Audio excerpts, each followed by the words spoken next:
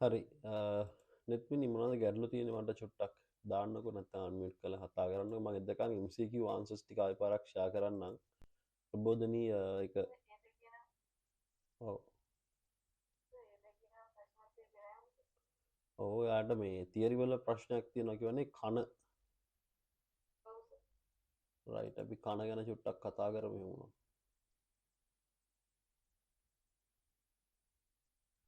හරි ප්‍රබෝධනී පේනව නේද ආන්සර්ස් ටික ටක් ගාලා දාගන්න මාක් කරගන්න මාක් කරගෙන ඩිස්කස් කරන්න ඕනේ ඒවා ටික chat එකට දාන්න ඉක්මනට කනේ මොකද්ද ප්‍රශ්නෙත් වෙන්නේ කනේ මොකක්ද අවුල තියෙන්නේ මේ තියරි ඒ කියන්නේ ව්‍යුහයද නැත්නම් කෘත්‍යද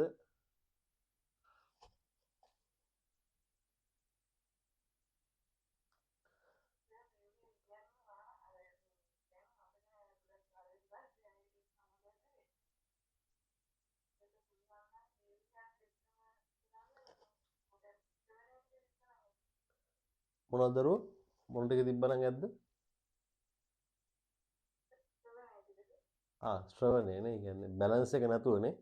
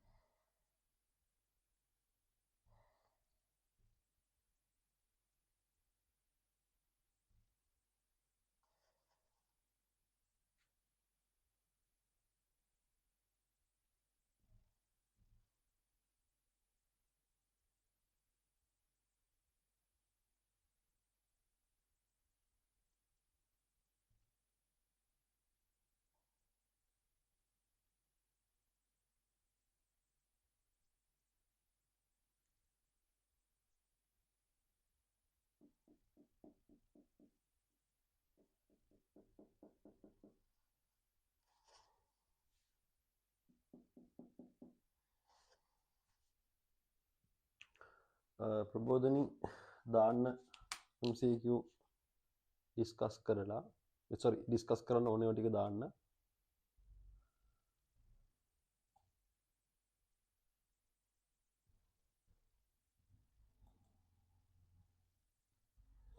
ඕකේ. හරි. ඩිස්කස් කරන්න අවශ්‍ය MCQ ටික දාන්න. අපි MCQ ටික සාකච්ඡා කරමු. කන ගැන චුට්ටක් කතා කරලා හරි. කනේ ව්‍යුහය කෘත්‍යය චුට්ටක් මතක් කරගෙන ඊට පස්සේ කතා කරමු.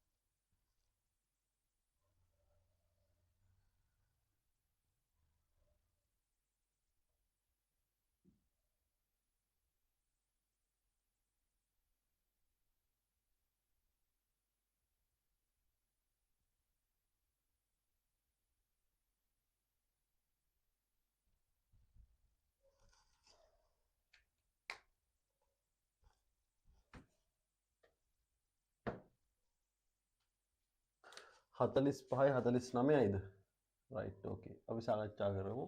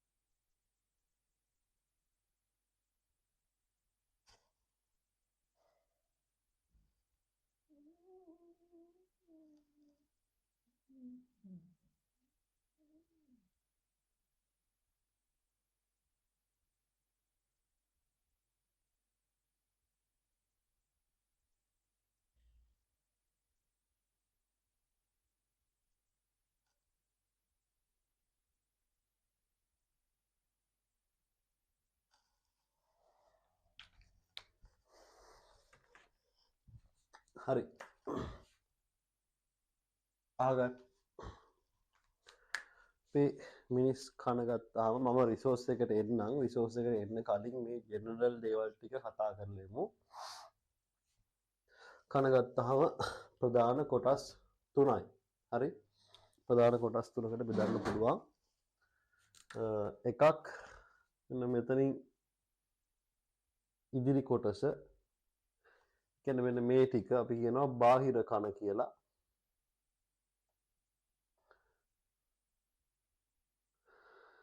බාහිර කනට අයිති වෙන්නේ මෙන්න මේ කන් පෙත්ත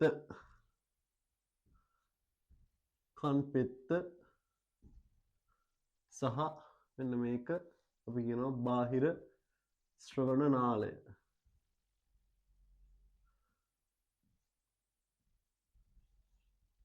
හරි ඕක සාමාන්‍යයෙන් සිග්මාකාර ව්‍යුහයක් ඒ කියන්නේ තනි බටයක් නෙමෙයි එක කෙලින් තියෙන පොඩි නැම්මක් එක්ක තමයි තියෙන්නේ.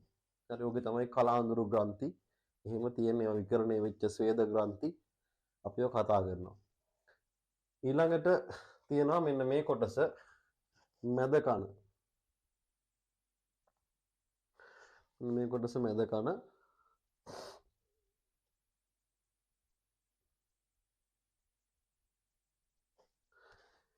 ඊට පස්සේ තියෙන මේ කොටස ඇතුළු කන. අපි කියනවා ඉනර් ඉයර් එක කියලා.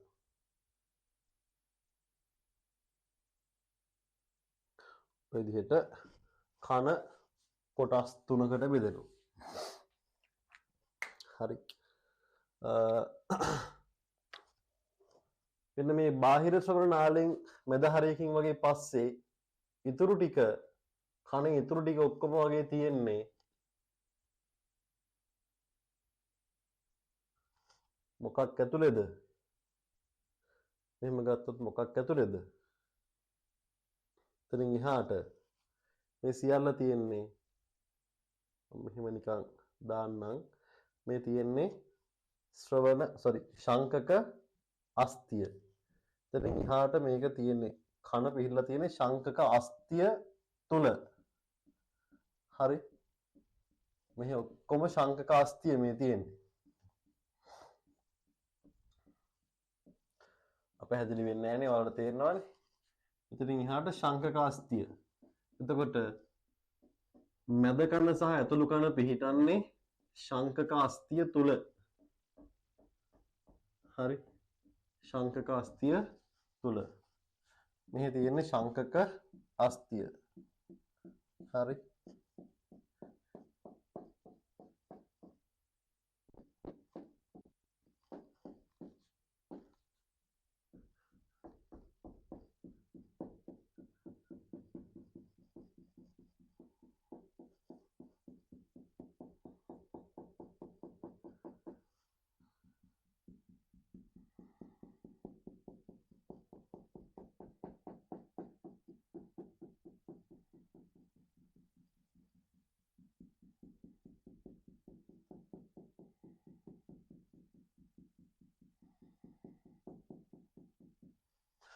හරි.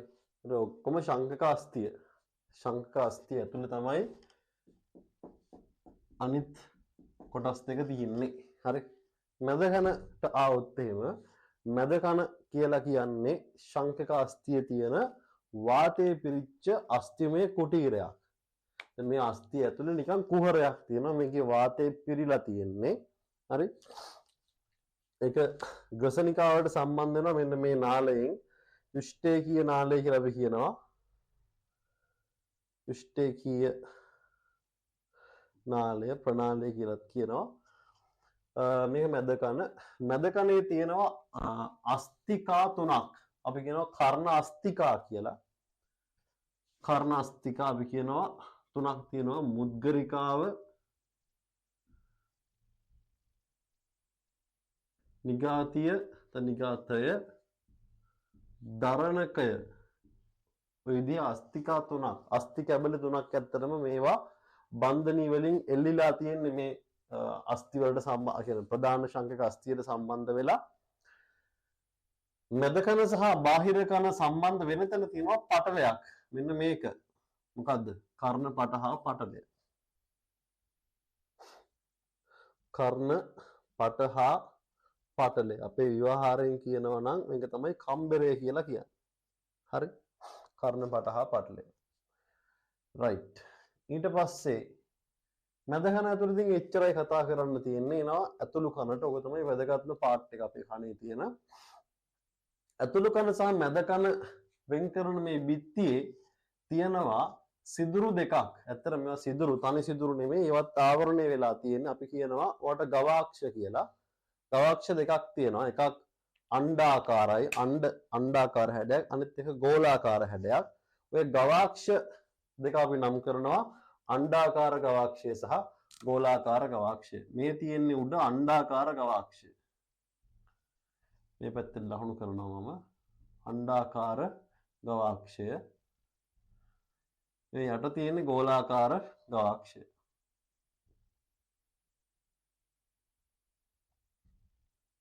හරි. අණ්ඩාකාර ගවාක්ෂයයි ගෝලාකාර ගවාක්ෂයයි කියලා ව්‍යුහ දෙකක් තියෙනවා. ඒතර මෙතන මුද්දරිකාව නිගාතිය දරණකයේ අවසානයේ සම්බන්ධ වෙන්නේ අණ්ඩාකාර ගවාක්ෂයට. හරි? රයිට්. ඊට පස්සේ ඇතුළු කනෙත් අර මැද කනේ වගේම අස්තිය ඇතුලේ කුහරයක් තියෙනවා. අස්තිමය කුහරයක් තියෙනවා. අපි අස්තිය ඇතුලේ තියෙන අස්තිමය කුහරයට අපි කියනවා අස්තිමය ගහණය කියලා. අස්තිමය ගහණය. ඒතර මේ අස්තිමය ගහණය තමයි මම මේ කළු පාටින් ඇඳලා තියෙන්නේ. ඒ කියන්නේ මේ තියෙන අස්තිමය ගහණය. හරි? මේ ටික අස්තිමය ගහණය. අස්තිමය ගහණය කියන අස්තිමය කුටීරය මේ වගේ අර ලොකු කුටීරයක් නෙමෙයි. ඒක නාලාකාර ව්‍යුහ සහිතව හැදිච්ච කුටීරයක්. මේක ඇතුලේ තරලයක් තියෙනවා. හරි අස්තිමය ගහණය ඇතුලේ තරලයක් තියෙනවා. මේ තියෙන්නේ තරලය. අපි ඔකට කියනවා පරිවසා තරලය කියලා.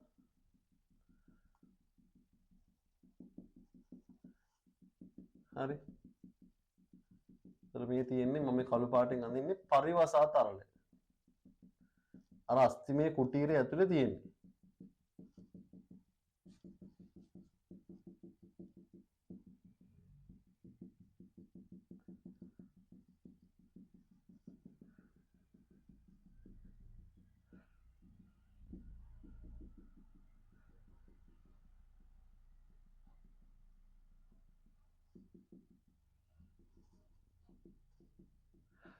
ඔය විදිහට ඉතින් මෙතෙන්ට යනකම් අපිට අඳින්න පුළුවන්. හරි.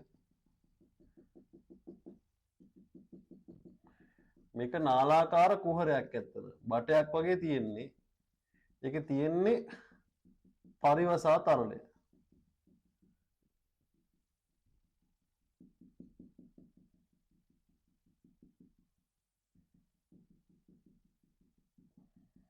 ඔයාලට හොයාගන්න පුළුවන් වෙන්නේ. පටල ගන්න එපා. මම ඊළඟ එකත් කිව්වට පස්සේ ඔයාලට මේක පුළුවන් වෙනවා. රයිට්. අස්තිමය ගහණය තියෙනවා. අස්තිමය ගහණය ඇතුලේ තියෙනවා පරිවසා තරලය. එතකොට මේ කළු පාටින් මම ඇඳලා තියෙන්නේ මේක පරිවසා තරලය. පරිවසා තරලය. අස්තිමය ඔය කුටීරය ඇතුළේ තියෙනවා පටලමය ව්‍යුහයක්. ඒකත් අර වගේම හැඩයට තියෙන ඇතුළේ තියෙන පටලයක්. ඒ පටලමය ව්‍යුහය තමයි තැඹිලි පාටින් වගේ ඇඳලා තියෙන්නේ. හරි. අපි ඒකට කියනවා පටලමය ගහණය කියලා. අරක අස්තිමය ගහණය, මේක පටලමය ගහණය. ඒ අස්තිමය ගහණයත් පැත්තකින් නම් කරමු. මෙහෙම මේ හරියට දාන්න. මෙන්න මේක තමයි අස්තිමය ගහණය කියන්නේ මේ කුටීරය.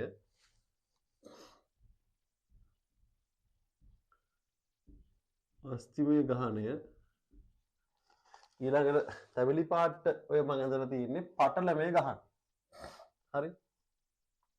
එකත් මෙහෙම නම් කරමු. පටලමය ගහනය. පටලමය ගහනය ඇතුළේ තරලයක් තියෙනවා. හරි. පටලමය ගහනය ඇතුළේ තරලයක් තියෙනවා. ඒක තරක පරිවසා තරලයනේ. මේක අන්තෝවසා තරලය.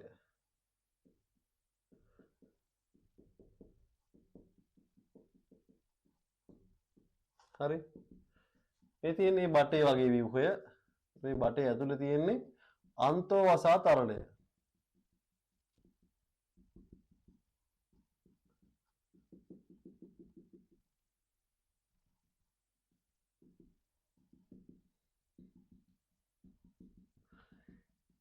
ඒකත් අර අස්තිමය ගහනේ යන තාක්ම මේකත් යනවා පටලමේ ගහනේ. හරි. ඒක ඇතුළේ තියෙන්නේ අන්තෝවසා තරලය. ඒකත් අපි නම් කරමු. නිකම් මේ right. පටලමේ ගහනේ ඇතුළේ තියෙන්නේ මෙහෙම දාන්නම් අන්තෝවසා තරලය.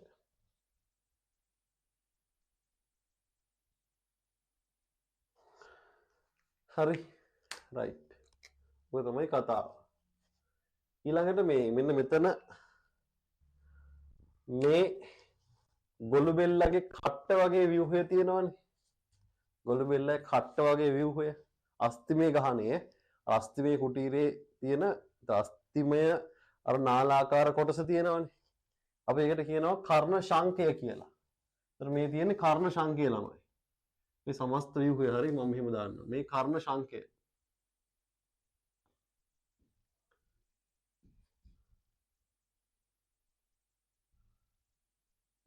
කර්ණ ශංකය. හරි. ඊළඟට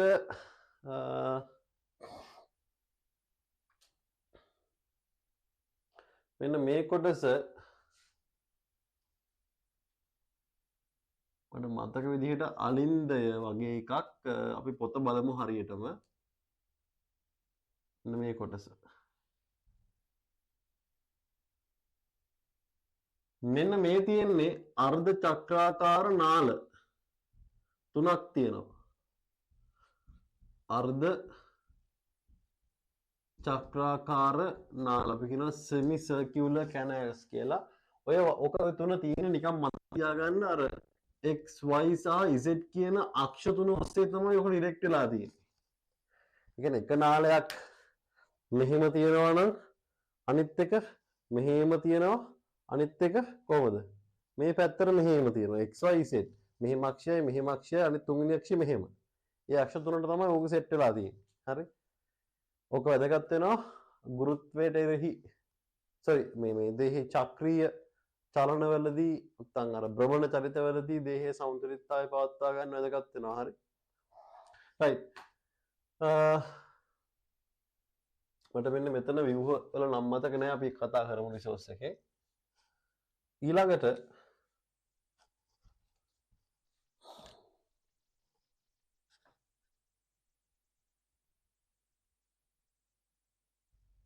අපි රිසෝස් එකත් එක්ක යමු. රිසෝස් එක ගන්නකො ළඟට.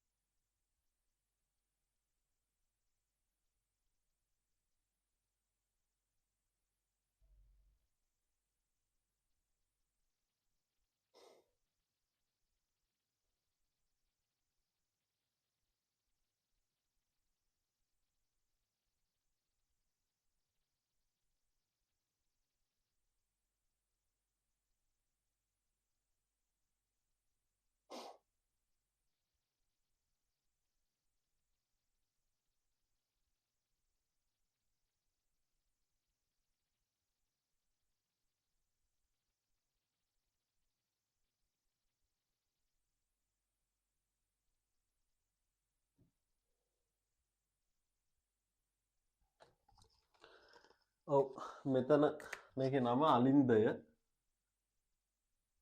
මෙන්න මේ අස්තිමේ කොටසේ නම හරි.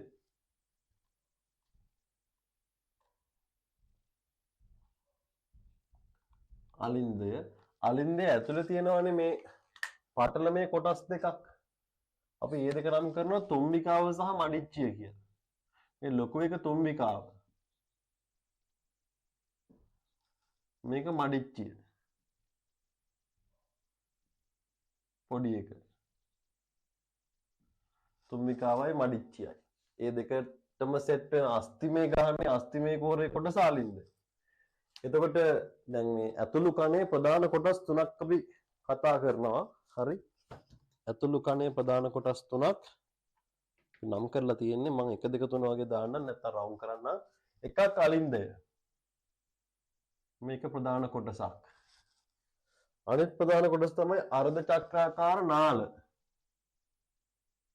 අනිත් එක තමයි කර්ණ ශංඛය. ඇතුළු කනේ තියෙන ප්‍රධාන කොටස් තුන. හරි.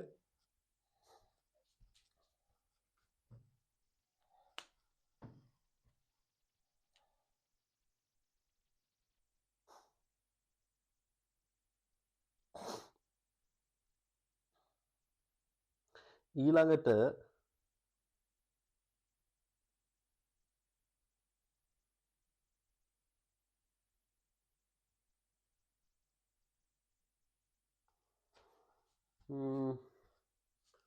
අන්තෝවසා තරලයේ තියෙන මේ පටලමේ ගහනේ මේ නාලය තියෙනවනේ. ඔකට කියනවා කර්ණ ශංඛ නාලය කියලා.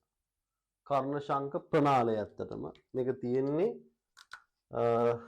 කර්ණ ශංඛ ප්‍රනාලය. මම ඒක උඩින් දාන්නම්.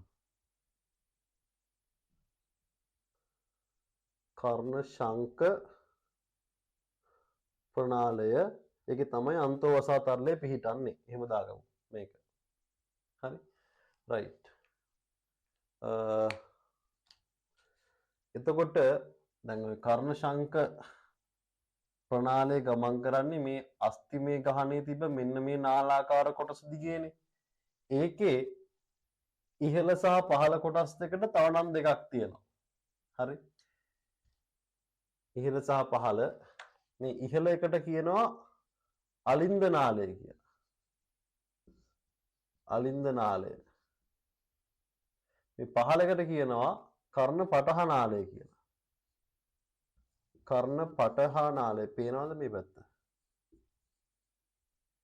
කර්ණ පටහ නාලය. හරි. අලින්ද නාලය සහ කර්ණ පටහ නාලය. උතන අහගන්නකෝ. උතන කතාව මෙන්න මේකයි. දැන් අස්තිමය ගහණය ඇතුලේ පටලමේ ගහණයක්. එහෙම නැත්නම් අස්තිමය කුටීරයක් ඇතුලේ තව පටලමය නාලයක් ගමන් කරනවා කිව්වට පස්සේ අපිට හිතෙන්නේ මෙහෙම. කොහොමද හිතෙන්නේ? මෙහෙම සම්පූර්ණ නාලයක් තියෙනවා. මේක ඇතුලේ සෙපරේට් ඇතුලෙන් තව මැද නාලයක් වෙනම යනවා. එහෙම තමයි හිතෙන්නේ. ඒ කියන්නේ අපි හරස් කඩක් ගත්තොත් එහෙම නිකන් මේ වගේ කතාවක් තමයි අපිට හිතෙන්නේ. මේකේ හරස් කඩ ගත්තොත් අපිට හිතෙන්නේ මෙහෙම ඔන්න අස්තිමේ ගහණය තියෙනවා. පේනව නෙමෙයි හරි. ඒක ඇතුලේ පටලමේ ගහණය මෙහෙම තියෙනවා. මැද අන්තෝවසා තියෙනවා. වටේට පරිවසා තියෙනවා. ඔහොම අපිට හිතෙන්නේ. ඒකට මේක නෙමෙයි. මේක වැරදි. මෙහෙම නෙමෙයි තියෙන්නේ. කොහොමද තියෙන්නේ? මෙහෙම තියෙනවා අස්තිමේ ගහණය. පටලමේ ගහණය තියෙන්නේ මැද නාලාකාර කියන්නේ රවුමක් විදිහට නෙමෙයි මෙන්න මේ වගේ ව්‍යුහයක් විදිහට තියෙන්නේ. ඔන්න ඔහොම. හරි. ඔහොම ව්‍යුහයකට තමයි තියෙන්නේ. ඒ කියන්නේ මේ නාලය උඩයි යටයි බෙදිලා තියෙන්නේ. උඩයි යටයි එකට සෙට් වෙන්නේ නැහැ මේ. පැහැදිලිද? මැද වෙනම එකක්. ඔහොම තමයි තියෙන්නේ මේ නාල සෙට් එක. හරි. ඒ නිසා උඩ නාලයට වෙනම නමක් අලින්ද නාලයත් යට එකට කර්ණ පටහ නාලයත් මැද එක අන්ත මේ පටලමේ ගහණයට අයිති කර්ණ ශංඛ ප්‍රනාලයත් කියලා අපි හඳුන්වන්නේ. තුනක් තියෙනවා. තේරෙනවද මං කියන එක? ඔය අස්තිමේ ගහණේ තියෙන මේ උඩ නාල දෙක නැත්නම් මේ නාලයේම එකම නාලයේ උඩ සහ යට කොටස් දෙක එකට සෙට් වෙන්නේ. හරි. ඕක එකට සෙට් වෙනවා. කොහොමද? මෙහෙම ගිහිල්ලා දැන් මේ උඩ නාලේ මේ යට නාලේ මැද පටලමේ ගහනේ මෙහෙම ගිහිල්ලා මේකේ අවසාන සෙට් වෙනවා. මේකේ අවසාන කියලා කියන්නේ මෙහෙම ගිහිල්ලා වෙන්නේ මෙතන. මෙතන තමයි මේ අලින්ද නාලය සහ කර්ණ පටහ නාලය එකිනෙකට සම්බන්ධ වෙන තැන. මෙන්න මේ කොන අන්තිම. තේරෙනවද කියන එක? කොරේසන් කරන් තේරෙනවනේ?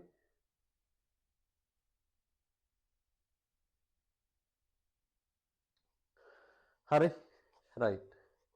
දැන් ඉතින් ව්‍යුහය කතා කරන්න තියෙන තව ටිකක් මෙතන මේ විශේෂ ව්‍යුහයක් තියෙනවා අපිට මෙන්න මේක කතා කරන්න ඕනේ වැඩිපුර. මේ ටිකේ මොනවා හරි ගැටලුවක් තියෙනවද? දැන් මේක අර ශ්‍රවණ යාන්ත්‍රණයත් එක්ක තමයි ඊටු ටික කතා කරන්න වෙන්නේ. ගැටලුවක් තියෙනවද? නෑනේ. තේරුණා නේද? රයිට්. මේක අඳින්න ඕනේ අඳින්න අවශ්‍යතාවයක් නෑ. අඳින්නෙත් නෑ කොහොමවත්. හැබැයි ව්‍යුහයන් ටික හරියට ඔළුවේ තියෙන්න ඕනේ. එතකොට අපිට ඕන ප්‍රශ්නයක් ලියාගන්න ලේසි. හරි. අපි ශ්‍රවණ යාන්ත්‍රණයත් එක්ක කතා කරමු.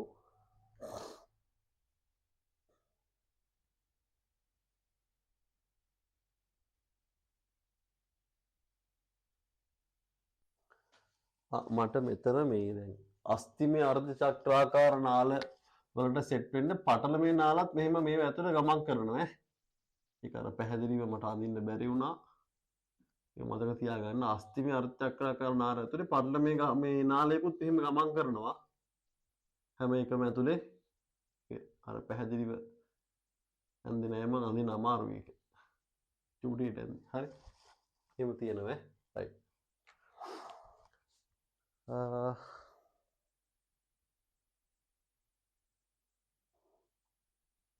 හරි මිනිස් කනෙහි ව්‍යුහය ওই ටික ව්‍යුහය මං හිතන ප්‍රශ්නයක් නෑ තව ව්‍යුහය විශේෂ තැනක් කතා කරන්න තියෙනවා ඒක අපි කතා කරමු ශ්‍රවණ යාන්ත්‍රණයත් එක්ක ගන්නකො ශ්‍රවණය කොටස මිනිස් කනෙහි ශ්‍රවණය පුතා වැදගත්ම කොටස රයිට් මාත් එක්කම කියව බලාගෙන යමු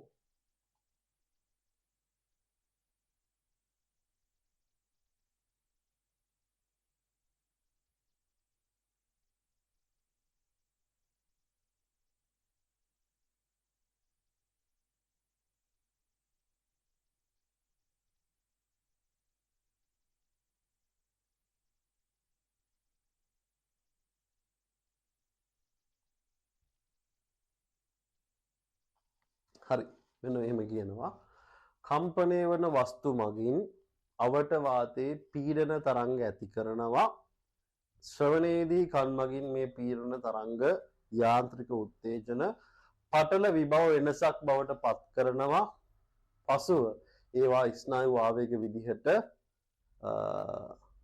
පාරනයනය ට්‍රාන්ස්ඩියුස් කරනවා ඒ කියන්නේ පරිවර්තනය කරනවා කියන එක මොලයට යවලා සම්ප්‍රේෂණය වීමෙන් එය ශබ්දය ලෙස සංජානනය කරනවා අපිට දැනෙනවා බාහිර කන විසින් ශබ්ද තරංග එකතු කිරීම සාන්ද්‍ර ගත කිරීම හා ඒවා ශ්‍රවණ නාලය ඔස්සේ කර්ණ පට හා පටලය වෙත යොමු කිරීම සිද්ධ කරයි. ඉතින් ඒක ලොකු මැජික් එකක් නෙමෙයි අපිට ඒක වැඩේ තේරෙනවා. අපි කම්පෙත්තෙන් කරන්නේ කම්පෙත්ත ලොකුවට තියෙනට හොඳට ඇහෙනවා කියලාත් අපි කියනවනේ. හරි ඒකට හේතුව ඒකෙන් කරන්නේ එතකොට වැඩි ශබ්ද තරංග ප්‍රමාණය එකවර ග්‍රහණය කරගන්න පුළුවන්. සහ බාහිර ශ්‍රවණ නාලයෙන් කරන්නේ ඒවා යොමු කරන එක එකතු කරලා කර්ණපට හා පාටලයට. හරි. බලන්න මේ ශබ්ද තරංග ශ්‍රවණ නාලය ඔස්සේ මේ ශබ්ද තරංග කර්ණපට හා පටලයේ කම්පනය කරනවා. මේක නිකන් අර ඩ්‍රම් එකක් බෙරයක් වගේ තියෙන්නේ මේකට අවිල්ලා මේ තරංග මෙහෙම ඩිඩ්ඩික් ගාලා වදිනවා. වදිනකොට මෙයා කම්පණය වෙනවා. මෙහෙම කම්පණය වෙනවා. හරි. එතන නිකන් බෙරයකට මෙහෙම ගහනකොට ඒ වගේ මෙයා කම්පණය වෙනවා. කර්ණපට හා පටලය. ඊට පස්සේ බලන්න කර්ණපට හා පටලයේ කම්පන එකිනෙක හා සම්බන්ධිත ශ්‍රවණ අස්තිකා තුනෙහි චලන මගින් ප්‍රවර්ධනය කර මැදකන හරහා සම්ප්‍රේෂණය කරයි. මේ ලැබෙන ශ්‍රවණ තරංග මේ කර්ණස්තිකා තුන මුද්ගරිකාව නිගාතිය සහ දරණකය මගින් මොකද කරන්නේ මේ ප්‍රවර්ධනය කරනවා කියන්නේ අපි කියනවා ඇම්ප්ලිෆයි අර පොඩි තරංගයක් වගේ ආවට ඒක වැඩි කරලා දෙනවා. මේ තුනෙන් කරන්නේ ඒක ප්‍රවර්ධනය කරලා ඒක මැද කන හරහා සම්පූර්ණයෙන් උතුළු කනට සම්ප්‍රේෂණය කරනවා. හරි. ප්‍රවර්ධනය කියන වචන වැදගත්. හරි. රයිට්. ඊට පස්සේ ශ්‍රවණ අස්තිකා මගින් මේ කම්පන කර්ණ ශංක පෘෂ්ඨයේ පිහිටි අණ්ඩාකාර ගවාක්ෂය වෙත සම්ප්‍රේෂණය කරනවා. ඔන්න අණ්ඩාකාර ගවාක්ෂයට සම්ප්‍රේෂණය කරා. දරණකය අණ්ඩාකාර ගවාක්ෂයට එරෙහිව කම්පණය වන විට කර්ණ ශංකයේ ඇතුළත ඇති පරිවසා තරලය තුළ පීඩන තරංග ඇතිවේ. අන්න මෙහෙම ඇවිල්ලා දරණකයත් අදිනවා අණ්ඩාකාර ගවාක්ෂයේ. එතකොට අණ්ඩාකාර ගවාක්ෂයට සම්බන්ධ මෙන්න මේ පරිවසා තරල කොටසේ ඇති වෙනවා මොනවද? පීඩන තරංග ඇති වෙනවා. තෙරපීමට ලක් වෙනවා. ඕක තෙරපෙන්න පටන් ගත්තට පස්සේ දැන් මේක අලින්දනාලේනේ. මේක මෙහෙම තෙරපිලා මේ හැමතරටම මේ තෙරපීම දැනෙනවා. මේක ඔස්සේ මෙහෙම තෙරපීම යනවා ඇත්තටම. ගිහිල්ලා මෙහෙම අවසානයේ මෙතනින් කරකිලා අනිත් පැත්තටත් මෙහෙම ඇවිල්ලා මේ තෙරපීම මෙන්න මේ යට තියෙන කර්ණ පටහා නාලයටත් දැනෙනවා. හොඳ තරංගයක් හොඳ පීඩන තරංගයක් නම් ඕක ගෝලාකාර ගවාක්ෂයටත් දැනෙන කම්පණය වෙලා ඊටු ටික ආයෙත් මැද කන දිහාවටම නිකන් විසිරීලා යනවා. හරි. ඔක තමයි වැඩේ වෙන්නේ. බලන්න ඇතිවේ අලින්දනාලය තුළට ඇතුළු වන තරල පීඩන තරංග වැඩි කොටසක් කර්ණ ශංක ප්‍රනාලයේ ඇති අන්තෝවසා තරලයට සම්ප්‍රේෂණය වෙනවලු. ඒ කියන්නේ දැන් මේ පරිවසා තරලයේ කම්පණය වෙනකොට මේක පටලයක්නේ. මේ පටලයත් මෙහෙම තෙරපෙනවා. මේ පටලය තෙරපෙනකොට මේක මැද තියෙන අන්තෝවසා තරලයත් මොකද වෙන්නේ? තෙරපෙනවා. රයිට්. ඔතනින් එහාට අපිට අවශ්‍ය වෙනවා මෙන්න මෙතන මේ හරි නාලයක හරස්කඩ ව්‍යුහයක්. අන්න අරකේ විශාල රූපයක් ඕනේ කරනවා. මම මේ හරියෙන් අඳින්නම් නැවත. හරි. මකලා හරි කමන්නේ අඳිමු.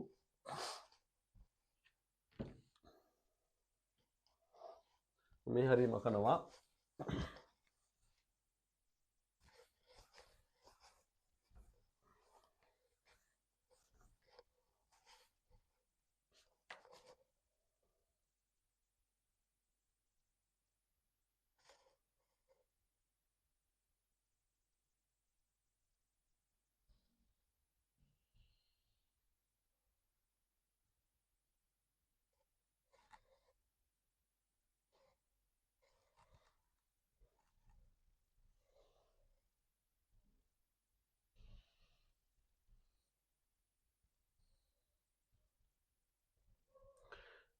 හරි. මේ තියෙන අස්තිමේ කුටීරය හරි. අස්තිමය ගහණය තියෙන්නේ මේ. වටේට අස්තිය මෙහෙම තියෙන්නේ.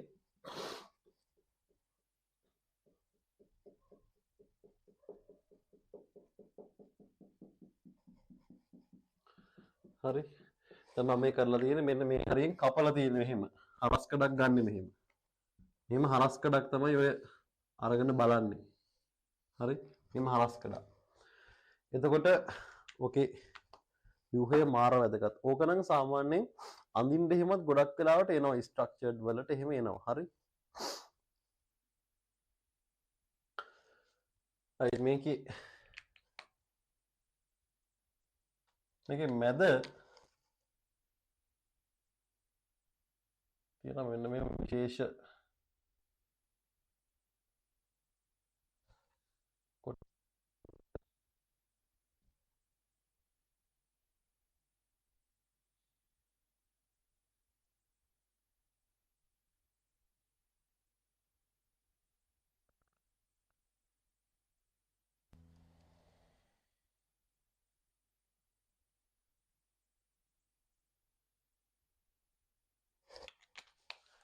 උඩ තියෙන්නේ පරිවසා තරලේ පිරිච්ච අලින්ද නාලය. මේක අලින්ද නාලය. යට තියෙන්නේත් පරිවසා තරලේ පිරිච්ච කර්ණ පටහා නාලය.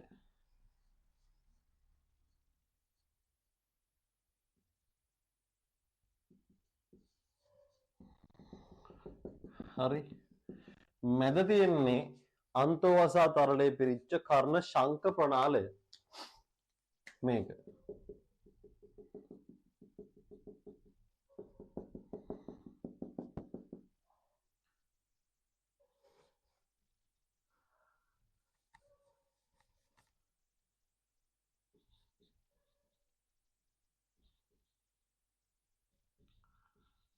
කර්ණපට අලින්ද නාලය කර්ණපටහ නාලය මේක කර්ණ ශංක නාලය මැද්ද තියෙන එක. හරි මෙතන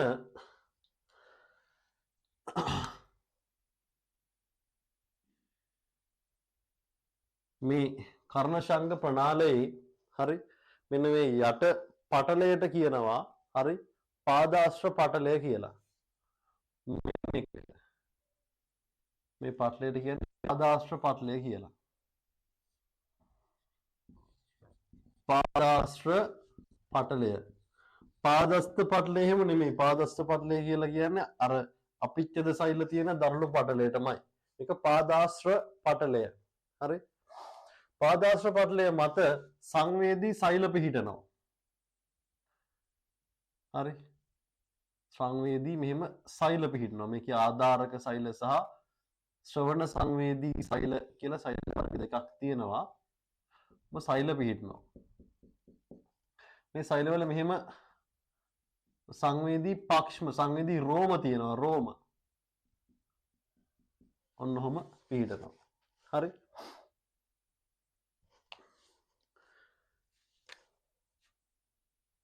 මේක තියෙනවා මෙන්න මෙහෙම පටලයක්. විශේෂ පටලයක් තියෙනවා. මේ පටලය අපි හඳුන්වනවා ටෙක්ටම් පටලය කියලා. ටෙක්ටම් පටලය. හරි මේක ටෙක්ටම් පටලය.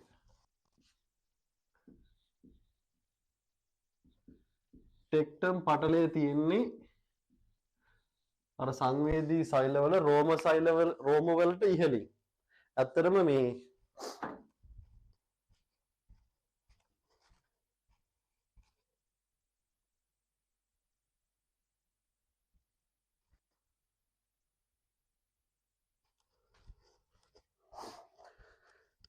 ඇත්තටම මේ රෝම සෛලවලට සම්බන්ධ වෙලා නැත්තුව වගේ නිකන් අර මේ සමහර පොත්වල තියෙනවා ගෑවිලා තියෙනවා කියලා. සමහර ඒ වගේ තියෙනවා ගෑවිලා නැහැ. වැඩේ වෙනකොට තමයි ගෑවෙන්නේ කියලා. අපි සාමාන්‍ය ගමු නිකන් මෙහෙම මේ ටෙක්ටම් පටලය තියෙනවා. ඒක නිකන් උඩ වගේ තමයි තියෙන්නේ. ටෙක්ටම් පටලය එහෙ වෙනකොට මේ රෝම ටික නැමෙනවා. හරි? එහෙම නිකන් අපි හිතමුකෝ. හරි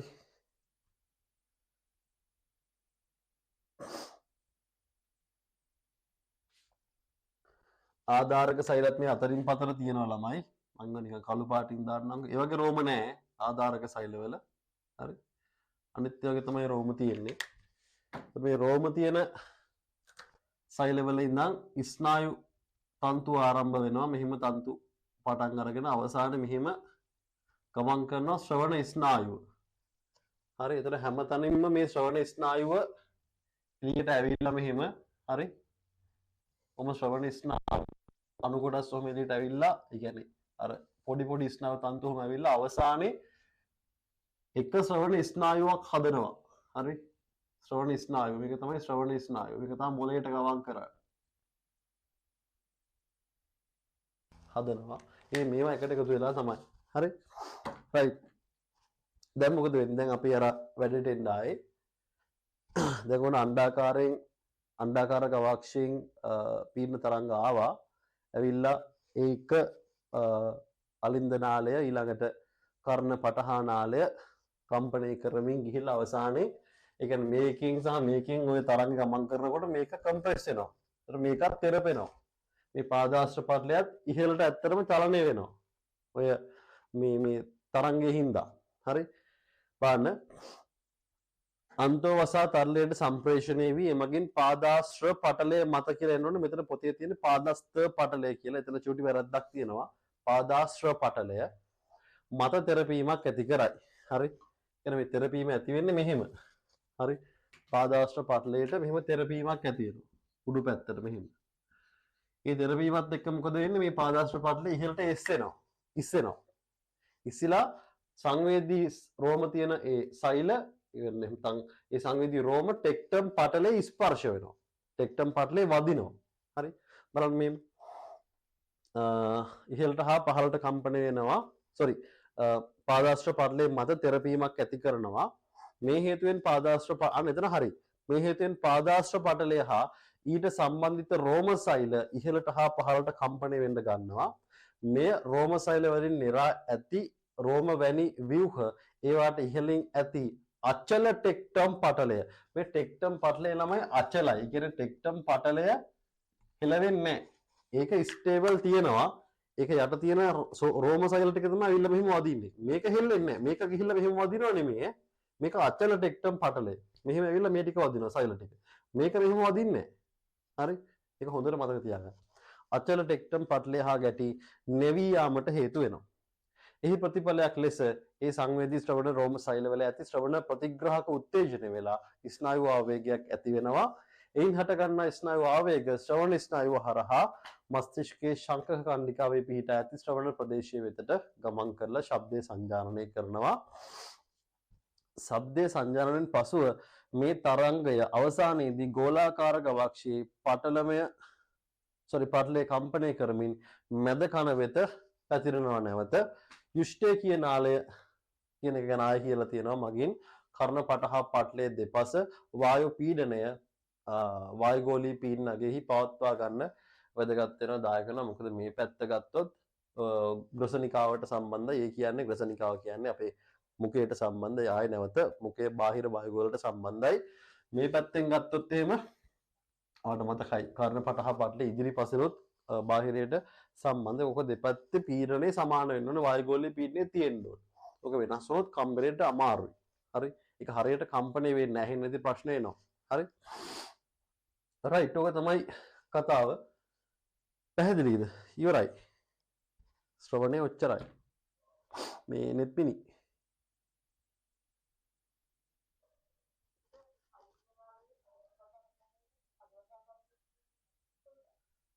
අන්න දරුවෝ ආයෙ පාරක් කියන්න චුට්ට හයි.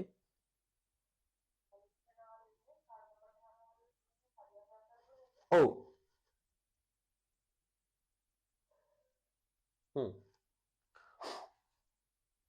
මේක අහනවා මේකට කියන්නේ කෝටි අවයවය කියලා. කෝටි අවයවය කියලා කියන්නේ මෙන්න මේ කොටසට. මෙන්න මේ ටිකට කියන්නේ කෝටි අවයවය කියලා. ඕකේ තමයි ශ්‍රවණ සංවේදනය සිද්ධ වෙන්නේ. හරි. කෝටි අවයවයේ සාමාන්‍යයෙන් අඳින්න දෙනවා, රිසෝස් එකේ තියනවා. ඒක ඇඳලා පුරුදු වෙන්න. හරි. රයිට්. එච්චරයි. නෙත්මිනි තා මොන හරි ගැටලුවක් තියෙනවද දෙක සම්බන්ධව? මොකුත් ප්‍රශ්න නැහැ, ඩවුට් ඔක්කොම ක්ලියර් වුණාද? හරිද? හරි. රයිට්. 45 සහ 49 පටස් කාලා බලමු.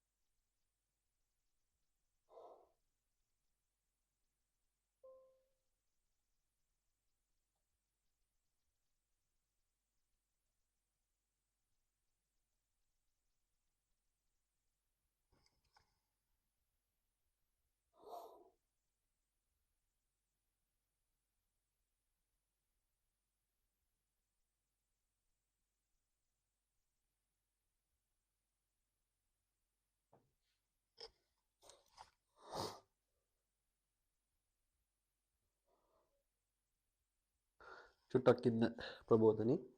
ඊටු ටික හරියද ප්‍රබෝධනි? දෙකක් වැරදිද?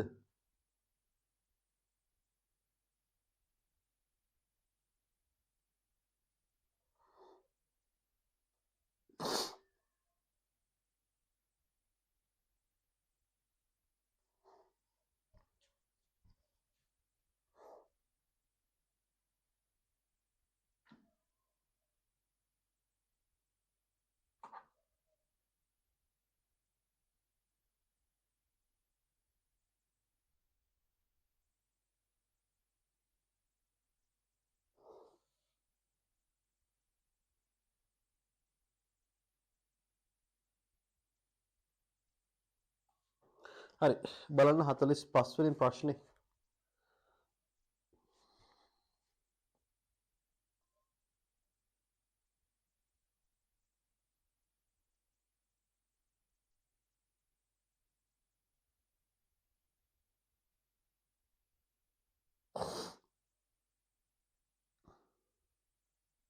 රයිට් සත්වයින්ගේ නයිට්‍රජනීය බහිස්රාවී ඵල පිළිබඳ නිවැරදි ප්‍රකාශ තෝරන්න තියෙන්නේ. මානව වෘක්කාණු තුලදී ඇමෝනියා ස්‍රාවය කෙරේ. ඇමෝනියා ස්‍රාවය කෙරෙන්නේ වෘක්කාණුවේ කොහෙද? කොහෙද ඇමෝනියා ස්‍රාවය කෙරෙන්නේ? වෘක්කාණුවක මුත්‍රා නිෂ්පාදනයේදී අධියර 3යිනේ අතිපරිශ්‍රාවණය, වරණීය ප්‍රතිශෝෂණය සහ ස්‍රාවය. ස්‍රාවය තමයි මතක තියාගන්න ලේසිම සහ සරලම ක්‍රියාවලිය. ඔක සිද්ධ වෙන්නේ වෘක්කාණුවේ තැන් දෙකකදී විතරයි. මොනවද? විදුර සංවලිත නාලිකාවේ සහ අවිදුර සංවලිත නාලිකාවේ විතරයි. විදුර සංවලිත නාලිකාවෙන් ස්‍රාවය වෙනවා පොටෑසියම් සහ හයිඩ්‍රජන් මට මතක විදිහට සහ බයිකාබනේට් තියෙනවා. අවිදුරකින් තමයි ස්‍රාවය වෙන්නේ ඇමෝනියා සහ හයිඩ්‍රජන්. ඔය දෙක. එතකොට මම හරිද නෙත්මිනි?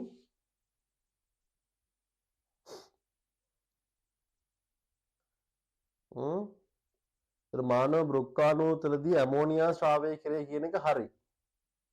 ප්‍රබෝධනී ඒක ගැටලුවක් නැද්ද? ඒ ප්‍රකාශය හරි කියලා ගත්තද?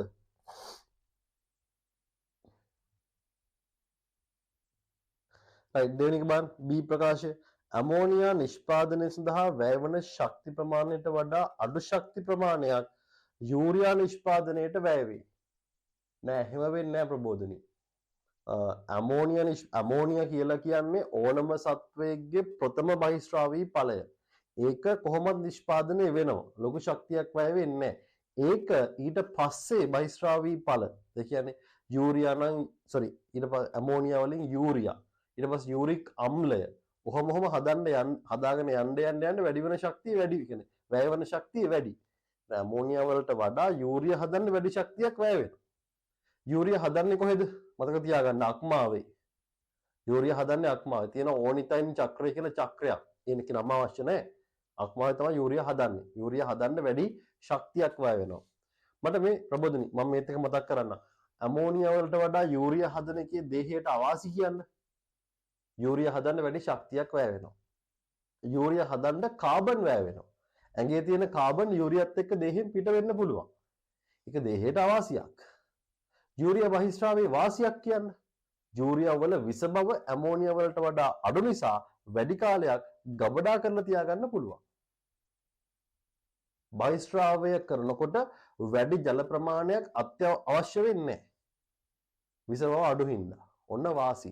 ඔම අහන්න පුළුවන්. හරි. ඇමෝනියා බහිස්රාවයේ වාසි අවාසි. යූරියා බහිස්රාවයේ වාසි අවාසි. අතෝසන් තේරුණාද?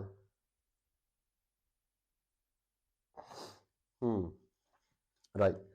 ඒක වැරදි. භෞමික ගොළු බෙල්ලන්ගේ ප්‍රධාන නයිට්‍රජනී බහිස්රාවී ඵලය යූරික් අම්ලය. ඔව් නේද? ගොළු බෙල්ලන්ගේ යූරික් අම්ලය. මෝරු ප්‍රධාන නයිට්‍රජනී බහිස්රාවී ඵල ලෙස යූරියා. ඔව් මෙහෙමයි. මාළු ගොඩක් වෙලාවට ඇමෝනියා තමයි නිෂ්පාදනය කරන්නේ. හැබැයි ආස්තික මත්ස්‍ය ගොඩක් වෙලාවට හැබැයි මෙතන මෝරා කියන ආස්තික මත්ස්‍යෙක් නෙමෙයි යා කාර්ට්ලේජ් මත්ස්‍යේ කොස්ටික් තියස් කෙනෙක්. මෙයාගේ බහිස්රාවී ඵලය විශේෂයෙන් අපි සඳහන් කරනවා යූරියා කියලා. මතක තියාගන්න. මාළුන්ගේ ගොඩක් වෙලාවට ඇමෝනියා, මෙයාගේ යූරියා. යූරික් අම්ල වලට වඩා විෂ බවින් අඩුය. නෑ. මං කියවන්නේ පිළිවෙල මොකද්ද? ඇමෝනියා, යූරියා, යූරික් අම්ලය. ඇමෝනියා වලට වඩා යූරියා විස අඩුයි, යූරියා වලට වඩා යූරික් අම්ලයේ විස අඩුයි. හරි? ඒතර යූරියා වල යූරික් අම්ලයට වඩා විස බව අඩු නෑ. යූරික් අම්ලය තමයි අඩු කෙනා. පිළිවෙල මතක තියාගන්න. ඇමෝනියා, යූරියා, යූරික් අම්ල. හරිනේ? ඒතර ACD උත්තරේ 2. මොකද්ද ප්‍රබෝධනී ගත්තේ ආන්සර් එක? දැන් වැඩේ පැහැදිලිනේ අවුලක් නැහැ පොඩි පොඩි වැරදි තමයි ඒව හදාගෙන යමු ඉස්සරහට අය 49ද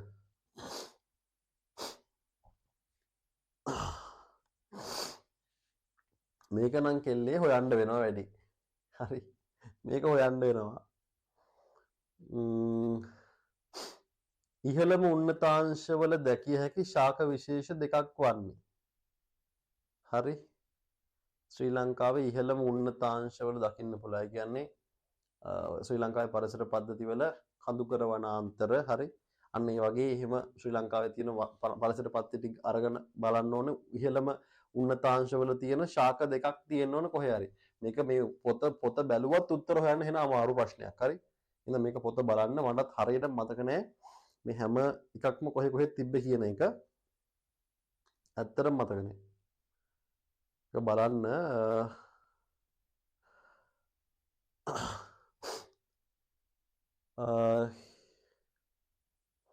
ඔය සිමෝ පෝගන් නාඩු සහ තෙමේඩා ත්‍රෙමුලා කියන එක මට මතක විදිහට තිබ්බේ පතනවල පතන වනාන්තරවල තියෙන්නේ තෙත් පතන වෙන්න ඕනේ හොටන් තැන් එහෙම තිබ්බේ ඒතර ඒක උසයි උස උන්නතාංශය ඉහළ එකක් තමයි එලියෝකාපස් මොන්ටෑනස් සහ මීසුවා ෆේරියා මේක නම් තියෙන්නේ මේ පහතරට තෙත් කලාපේ මට නාති නාගස් තියෙන සාමාන්‍යයෙන් පහතරට තෙත් නේද එතකොට ඒක ගන්න බෑ ක්‍රිසෝපෝගෝ නොඩ්ලිබාබිස් සහ කැලෝපයිලම් වාල්කේරි මේක මට මතක නෑ සිනමෝමම් කියන්නේ මේ කුරුදු අරුන්දිනෙල්ලා විලෝසා නම් තියෙන්නේ ඒත් පතන මට මතක විදිහට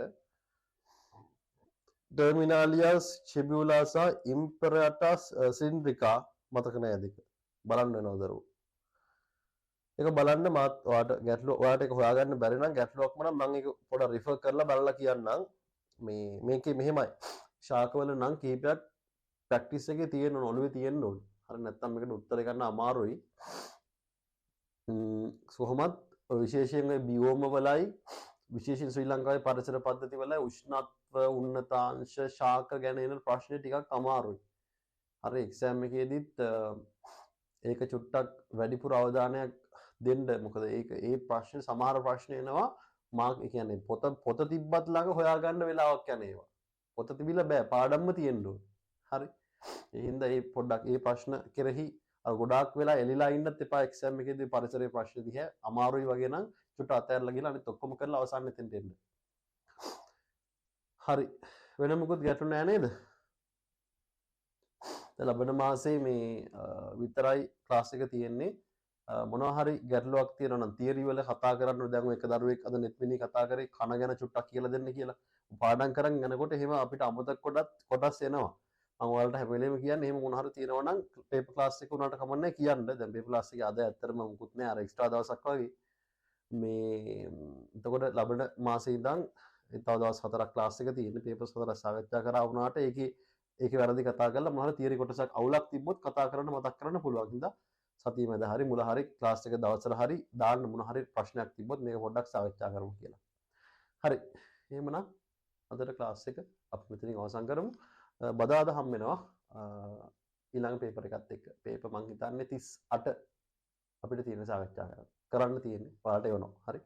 රයිට් එහෙනම් ගිහින් good night.